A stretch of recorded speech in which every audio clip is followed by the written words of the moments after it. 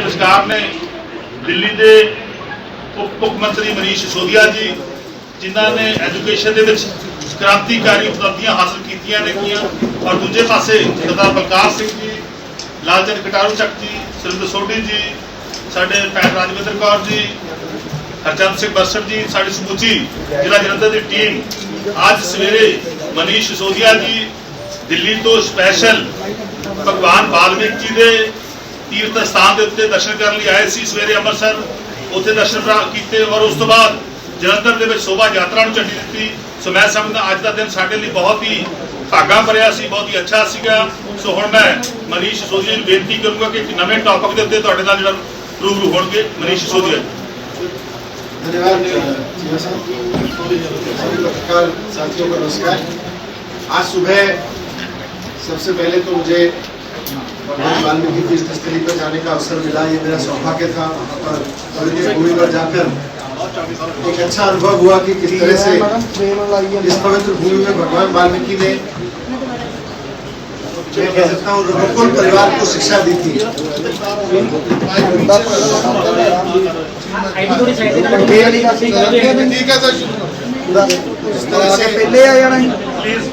शिक्षा दी थी वो बहुत पवित्र भूमि है।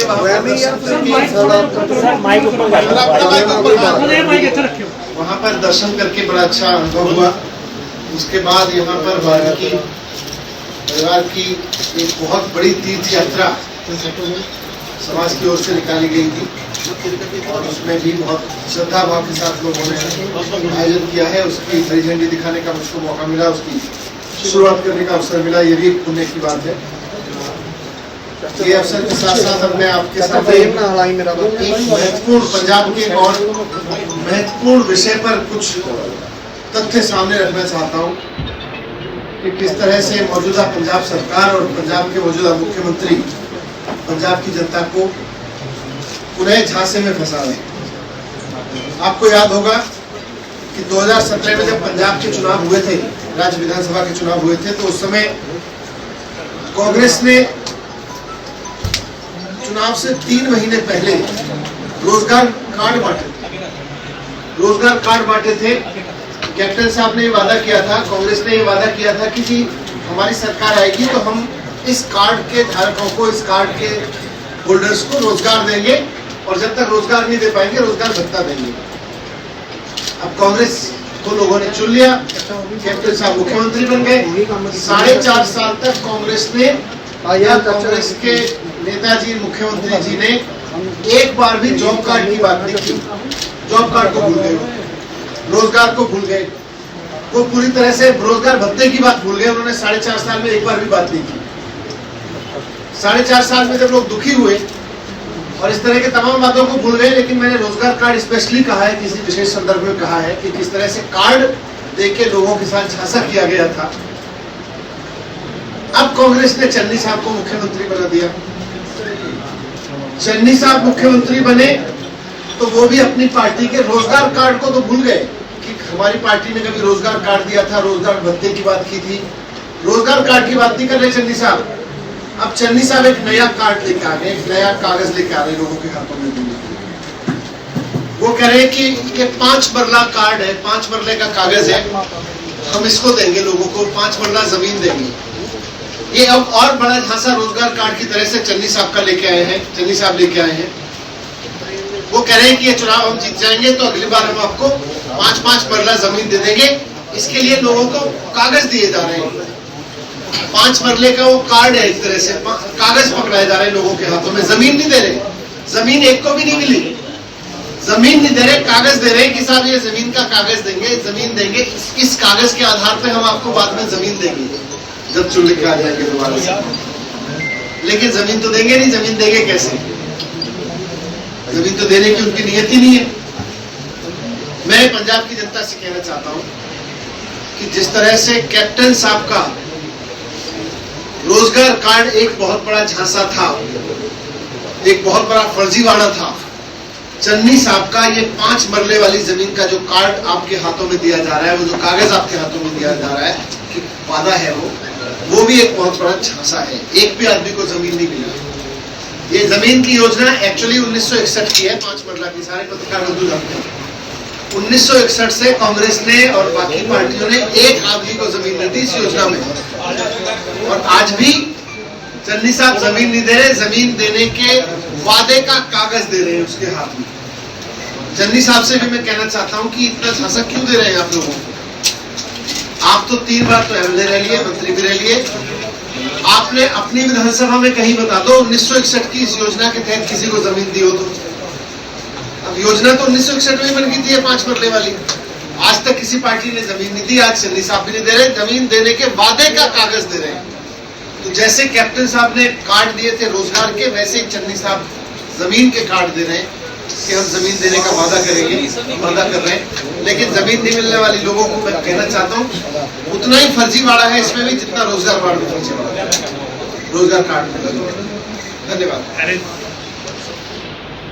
पत्रकार भाई कई ऐसे हैं, उनके पास किसी के पास मकान है, किसी के पास नहीं है, क्या उनके लिए भी कुछ सहूलत देंगे आप? मैं अभी 5 मरले वाले पे कुछ सवाल है सर बहुत से अभी तो उन्होंने अनाउंस किया है, थोड़े दिन पहले ही सरकार आई है, चन्नी सरकार जो आई है, तो उन्होंने कहा कि इस मंथ में हम जो है वो क्राइटेरिया पूरा कर लेंगे जो फॉर्म जिन्होंने फिल किए हैं। तो उन्होंने जो बिजली का बिल भी था उन्होंने माफ किया है, बहुत से लोगों को उन्होंने बोल भी दिया है, तो उसके बारे में क्या कहना है? बिजली का बिल माफ किया है, बोल रहे कि जो जिनके पेंडिंग थे अभी बोल ही रहे ना, करना चाहिए ना। लोगों के हाथ में 0 के बिजली के बिल आए तो बात करें ना।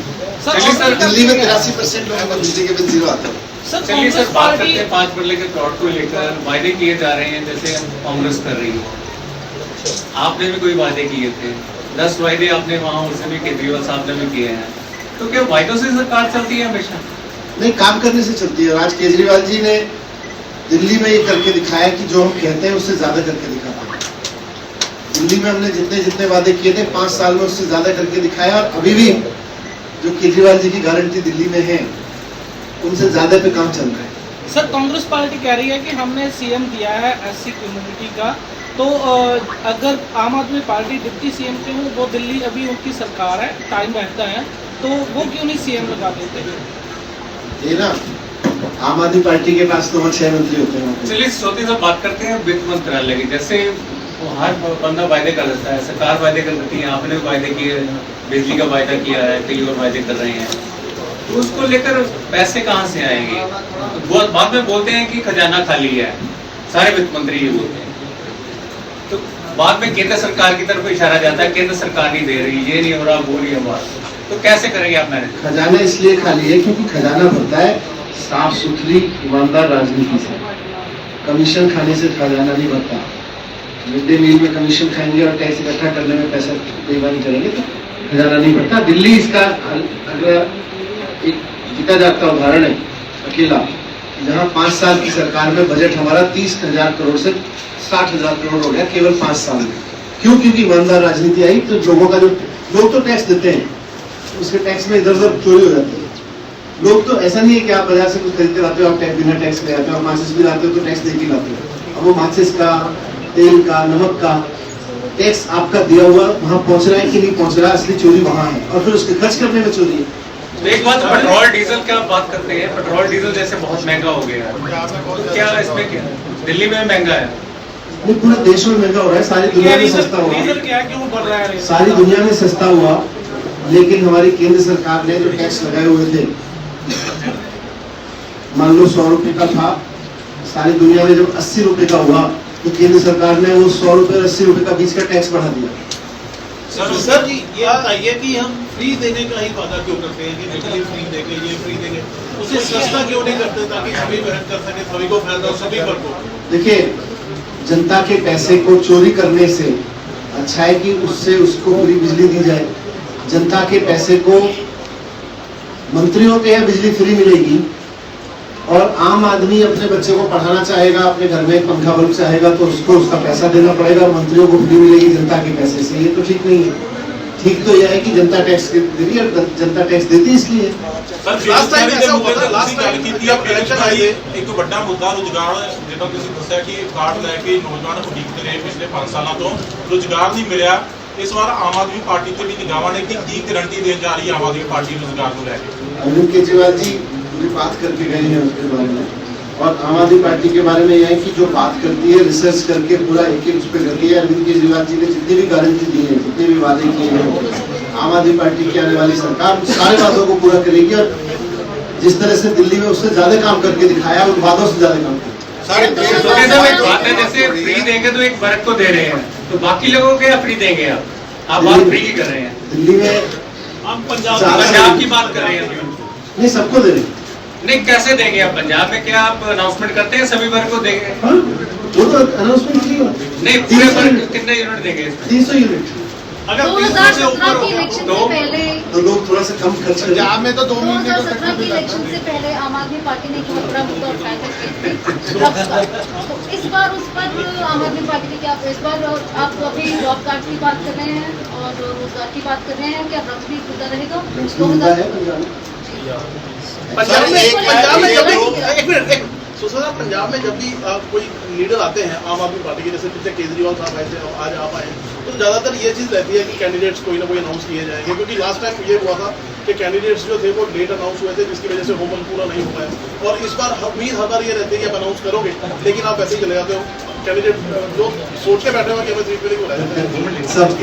सबके अपने अपने एनालिसिस है। कुछ हमारे एनालिसिस करने वाले मित्र ये भी बताते हैं कि आपने पिछली बार जल्दी कर दिया था,